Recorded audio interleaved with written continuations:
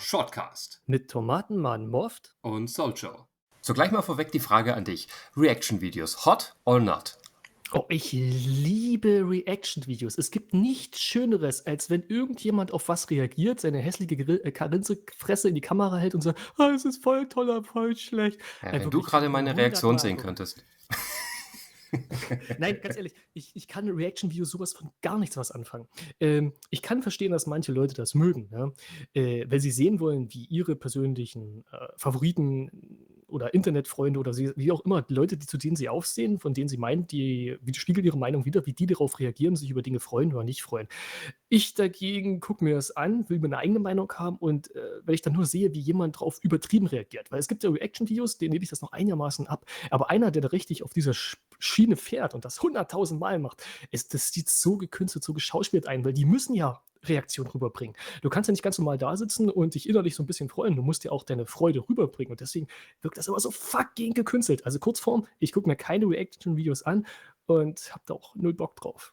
So, bei mir ist das zwar ein bisschen anders, aber du hast da schon sehr viele, sehr wichtige Punkte angesprochen und ich gehe das Ganze mal von vorne durch. Also, für mich hat das Ganze damals angefangen mit dieser Präsentation vom neuen The Legend of Zelda Spiel für den Nintendo GameCube, als Reggie da auf die Bühne ist und noch gesagt hat, dieses erste Mal, wo ich das mitbekommen habe: „We have one last thing." Das hat er zwar so noch nicht ausgesprochen, aber der Effekt, der kam bei den Leuten an und das ist ja, glaube ich, eines der wenigsten Reaction-Videos, wo du auch denen noch wirklich was abkaufen konntest. Das ist durchaus richtig.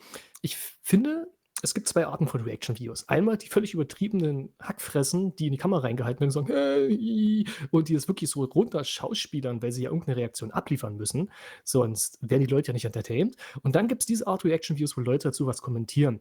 Die etwas kommentieren dazu und geben gewissen Mehrwert. Die gucken sich 'ne Spielepräsentation an und sagen ihre Meinung dazu, geben noch tiefere Gedanken, haben vielleicht auch 'n bisschen mehr Ahnung als meine Wenigkeit. Dann finde ich das 'ne positive Sache. Ist es jetzt aber wirklich nur, ich gucke mir irgendeine Anime-Szene an und mir fällt das Gesicht fast auseinander und: „Ah, der hat das und das gemacht“, hasse ich Reaction-Videos und gucke keins davon. Das ist richtig und gerade so diese gekünstelten Sachen, da muss ich sagen, das hat sich ja in den letzten Jahren wirklich sehr stark etabliert, aber es hat wahrscheinlich auch ein bisschen was damit zu tun, dass man jetzt eben sein großes YouTube-Vorbild einfach, darauf reagieren sieht und vielleicht sogar 'n bisschen vorstellt, dass man diese Reaktion gerade mit ihm zusammen erlebt. Und, das ist, glaube ich, sogar ein ganz wichtiger Punkt. Okay, mit ihm zusammen, wie meinst du das? Ja, weil man ja quasi direkt seine Reaktion auch noch mal irgendwie so miterlebt und sich so fühlt, als würde man damit reagieren. Also, ich kann mir durchaus vorstellen, dass das, vielleicht sogar unterbewusst stattfindet, dass das Leute deswegen das gucken. Ich habe für die Jahre oder über die Jahre aber festgestellt bei mir, dass ich Reaction-Videos oder, ja, allgemein Reaktionen meistens innerhalb nur eines gewissen Zeitraumes angucke. Wenn jetzt eine Ankündigung kommt, innerhalb von einer Woche gucke ich mir da so ein paar Reaction-Videos schon an. Aber gerade diese gekünstelten, die jetzt da sagen: „Hey, Mhm. ich gucke mir jetzt diesen Trailer von Spiel XY an", wo sie ja vorher schon wissen, dass es kommt, das finde ich total unangebracht. Also, da verstehe ich auch total diesen Trash-Faktor. Allgemein ist das wahrscheinlich der größte Trash, den es auf YouTube gibt. Das muss ich ganz ehrlich sagen. Trotzdem mag ich's. Das ist wahrscheinlich mein Guilty Pleasure, wenn es jetzt um YouTube-Formate geht. Aber jetzt wirklich ehrliche Reaktionen, die jetzt einfach sagen: „Hey, wir gucken uns jetzt, sage ich mal, das PlayStation 5 Event an oder, Event Mhm. XY." Und dann kommt irgendein Spiel, von dem was sie überhaupt nicht erwartet haben. Vielleicht von 'ne Fortsetzung von was sie überhaupt nicht eingeplant hatten und dann, siehst du da die Reaktion drauf. Das finde ich ehrlich und sowas gucke ich mir auch gerne an, weil da siehst du auch so ein bisschen diese Faszination hinter Videospielen noch mal, i in direkter Form und das gefällt mir durchaus. Da stimme ich absolut zu. Das ist 'ne Okay-Form, die ich absolut finde, weil derjenige halt Mehrwert dazugeben kann. Ich habe nun keine YouTube-Idole, muss ich wirklich sagen, ne? Also, ich bin im YouTube-Bereich, für mich sind alles die meisten ganz normale Menschen mit ihren Fehlern und Stärken und so weiter, aber ich habe jetzt niemanden, zu den ich wirklich anhimmle. Ich kenne das bei mir im Freundesbereich, die haben solche YouTuber, die sie absolut vertreten, die nie was falsch machen, die absolut Besten und Größten sind. Und, wo ich mir jedes Mal denke: „Alter, findest du das jetzt nicht 'n bisschen übertrieben?“ Ne.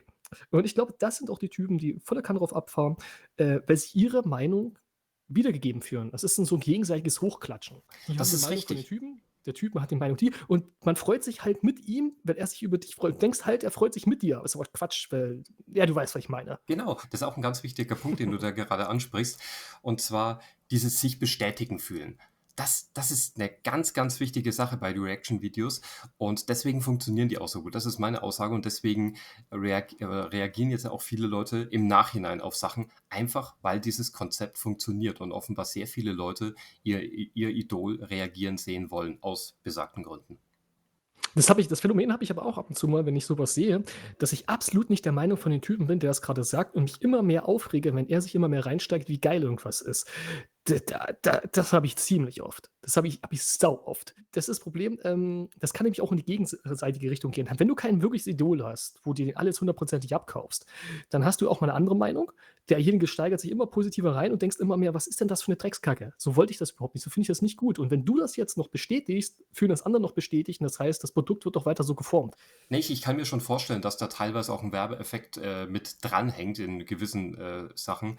Was ich halt ganz lustig finde, dass sich über die Jahre dann teilweise solche Content Creator entwickelt haben, die Reaction-Videos künstlich zwar machen, aber halt so dermaßen übertrieben, dass jeder weiß, dass es irgendwie schon 'ne Art von Ironie ist und trotzdem Leute das teilweise noch für voll nehmen. Das ist 'ne eigentlich 'ne erschreckende Erkenntnis.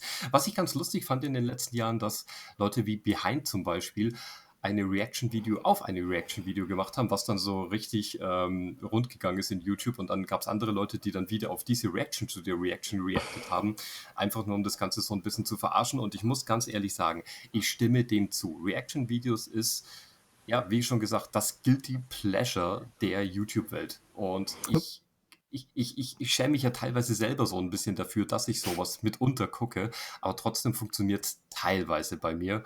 Und ja, wie gesagt, komme ich wahrscheinlich nicht aus der Schiene raus, obwohl über die Jahre ich habe überhaupt kein YouTube-Idol mehr. Früher, da waren das solche ich erwähne jetzt keine Leute mehr, aber früher hatte ich YouTube-Idole und das hat sich mittlerweile auch gewandelt, weil ich eben diese Leute, die ich damals als Idol gefeiert habe, kennengelernt habe und einfach auch diese Feststellung gemacht habe: „Ja, das sind alles nur Menschen“ und sich so über mit denen unterhalten wie normale Menschen. Das ist einfach so was anderes und so viel nahbarer, so viel besser.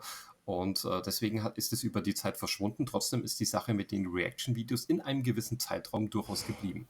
Ich will noch eine kleine Anmerkung aus YouTuber-Sicht machen, der ich ja durchaus bin, zu Reaction-Videos.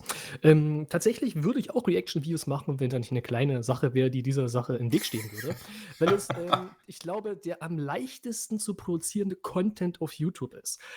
Du setzt dich einfach hin, guckst dir ein Video an, grinst dazu in die Kamera und laberst irgend 'ne Scheiße. Das ist noch einfacher als 'n Podcast, weil dir werden dauernd also Podcast auch leicht zu produzieren, da müssen wir uns nix vormachen. Aber Ja. es ist noch leichter, weil dir werden sogar Standpunkte einfach entgegengeworfen. Und wenn du halt nix sagst, sagst du halt nix, außer so was: „Oh, das ist aber cool. Oh, das ist aber geil.“ Also wirklich, im YouTube Content produzieren ist Reaction-Videos so das ziemlichste Unterste, was man am Arbeit machen kann. Noch einfacher ist einfach nur die Webcam ausstellen und einschlafen davor. Das wollte ich nur mal zu sagen.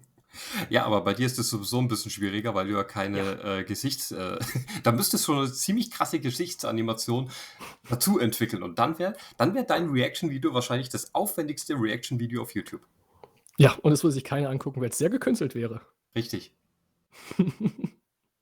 Ja, in dem Sinne, würde mich mal sehr interessieren, was ihr von Reaction-Videos haltet, ob ihr euch Reaction-Videos anschaut und ja, oder ob ihr es für völligen Trash haltet, den ich ja auch darin sehe und den trotzdem gucke, weil ich's kann. Weil er's kann.